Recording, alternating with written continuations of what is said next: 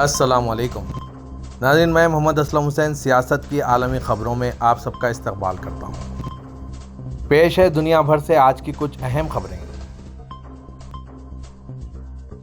سعودی عرب میں مسجد نبوی کی زیارت اور روزہ رسول پر حاضری کے لیے اب تک 1,47,000 سے زیادہ عازمین حج مدینہ منورہ پہنچ چکے ہیں۔ سرکاری خبررساں ایجنسی SPA کے مطابق وزارت حج و عمرے نے بیان میں کہا کہ 1,36,007 عازمین مدینہ منورہ کے امیر محمد بن عبدالعزیز انٹرنیشنل ایئرپورٹ پہنچ چکے ہیں۔ بڑی راستے سے 11,087 عازمین حج الحجرہ استقبالیہ سینٹر سے مدینہ منورہ میں داخل ہوئے ہیں۔ یہ اعداد و شمار پہلی حج پرواز سے لے کر 18 جون تک کے ہیں۔ حرمین شریفین انتظامیہ کے سربراہ اعلیٰ شیخ ڈاکٹر عبدالرحمان السدیس نے اتوار کو کورونا وبا کے بعد حج 2022 کے لیے آپریشنل پلان کا اعلان کیا ہے۔ اس موقع پر وزیر حج و عمرہ ڈاکٹر توفیق عربیہ، امن عامہ کے ڈائریکٹر لیفٹیننٹ محمد البسامی بھی موجود تھے۔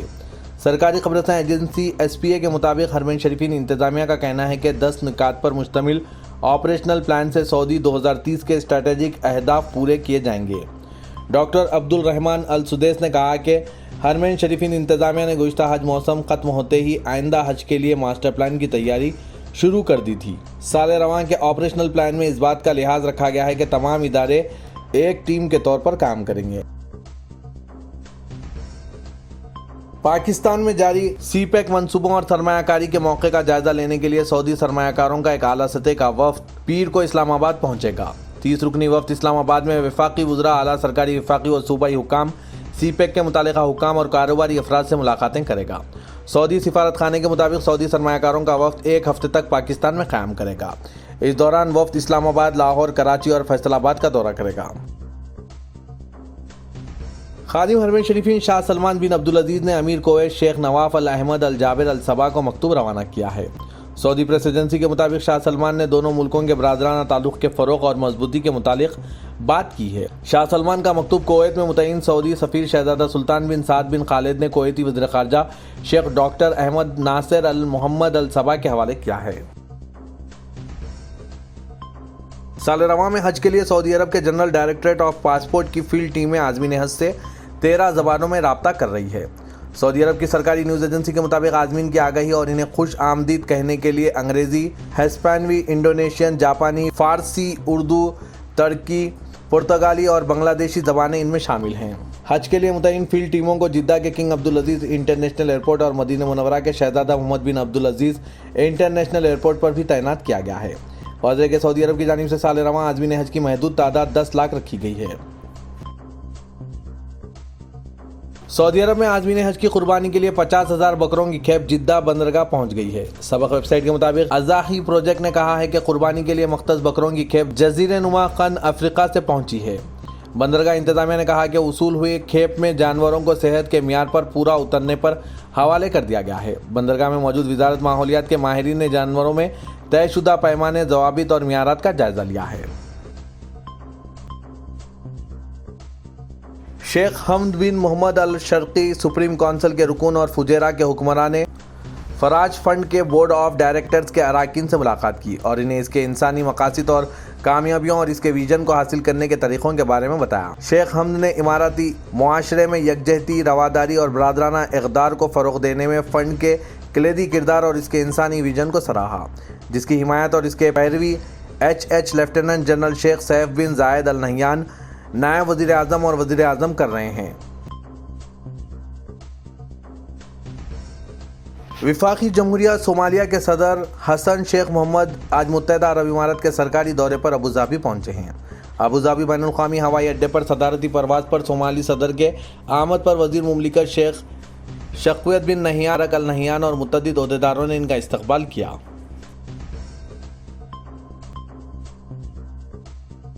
ترکی کے صدر رجب طیب اردغان نے فادرز ڈے کی مناسبت سے ٹویٹر پر تہنیتی پیغام جاری کیا۔ پیغام میں صدر اردغان نے کہا کہ میں اپنے قلبی وابستگی اور قربانی کے ساتھ اپنی تمام عمر کو اپنے کنبے کے سکون و اطمینان اور خوشی و خوشحالی کے لیے وقف کر دینے والے سب باپوں کو فادرز ڈے کی مبارکباد پیش کرتا ہوں۔ اس موقع پر اپنے شہداء سمیت وفات پا جانے والے تمام باپوں کو دعائے رحمت و مغفرت کے ساتھ یاد کرتا ہوں۔ امریکہ میں 5 سال سے کم عمر بچوں کو کورونا وائرس ویکسین لگائی جا سکے گی۔ امریکہ بیماریوں کے کنٹرول و سدباب مراکز CDC کے سائنسدانوں پر مشتمل مشاورت کمیٹی نے ماڈرنا اور فائزر بائیوٹیک کے 5 سال سے کم عمر بچوں کے لیے تیار کردہ کووڈ-19 ویکسین کا جائزہ لیا۔ اجلاس کے بعد جاری کردہ بیان کے مطابق اتفاق رائے کے ساتھ فیصلہ کیا گیا ہے کہ 6 ماہ تک کے بچوں کو کووڈ-19 ویکسین لگائی جا سکے گی۔ جاپان کے دارالحکومت ٹوکیو میں ہندوستانی سفارت خانے کے سامنے زبردست مظاہرہ کیا گیا، جس میں جاپان بھر میں مقیم بنگلہ دیشی، سری لنکا، ترکی، پاکستان اور کئی عرب ممالک کے مسلمانوں نے شدید احتجاج کیا۔ مختلف ممالک سے تعلق رکھنے والے کمیونٹی کے مذہبی، سماجی اور سیاسی جماعتوں کے اراکین نے ٹوکیو، ایباراکی کین اور دوسرے علاقوں میں جمع ہو کر احتجاج درج کرایا۔ اس احتجاجی مظاہرے میں خواتین اور بچوں کی کثیر تعداد نے بھی شرکت کی۔ نعرہ تکبیر، نعرہ رسالت، غلام ہے رسول صلی اللہ علیہ وسلم کے غلام ہیں، لبیک لبیک یا رسول اللہ صلی اللہ علیہ وسلم کے علاوہ مخالف مودی حکومت نعروں سے پورا علاقہ گونج رہا تھا۔ مظاہرین نے بھارتیہ جنتا پارٹی کی ترجمان نپور شرما کی جانب سے مسلمانوں کے جذبات مجروح کرنے کے خلاف شدید نعرے بازی کی۔ اس موقع پر مقررین نے کہا کہ ہندوستان میں انسانی حقوق سمیت مذہبی حقوق کی خلاف ورزیاں زوروں پر ہے۔ حکومت ہند کو چاہیے کہ سرکاری سطح پر دنیا بھر کے مسلمانوں کے جذبات مجروح کرنے پر معافی مانگے اور ملعون نپور شرما کو فوری گرفتار کرے۔ پاکستان کے سابق فوجی صدر پرویز مشرف کے خاندان کی جانب سے ایک پیغام میں کہا گیا ہے کہ وہ فوج کے ریٹائرڈ سربراہ کی وطن واپسی کے لیے سہولت فراہم کرنے کے سرکاری اور غیر سرکاری پیغامات بھیجنے والوں کے مشکور ہیں۔ اتوار کی رات پرویز مشرف کے ٹویٹر ہینڈل سے شیئر کیے گئے پیغام میں ان کے خاندان نے کہا کہ پاکستان سابق صدر کا گھر ہے، تاہم ان کے اہل خانہ کو اہم طبی، قانونی اور حفاظتی چیلنجوں پر غور کرنا ہے۔ پرویز مشرف کے خاندان کے مطابق فوج کے سابق سربراہ کے علاج کے انتظامات اور ان کے لیے ضروری دوا پاکستان میں دستیاب نہیں۔ پاکستان تحریک انصاف کی جانب سے مہنگائی کے خلاف ملک گیر احتجاج شروع ہو گیا ہے اور پاکستان کے مختلف شہروں میں لوگ احتجاجی مظاہرے کر رہے ہیں۔ لاہور میں لبرٹی مارکیٹ، کراچی میں شاہراہ قائدین، اسلام آباد میں F9 پارک اور پشاور میں ہشت نگر میں احتجاج ریکارڈ کروایا جا رہا ہے۔ دوسری طرف اسلام آباد اور راولپنڈی میں موسلادھار بارش بھی ہو رہی ہے۔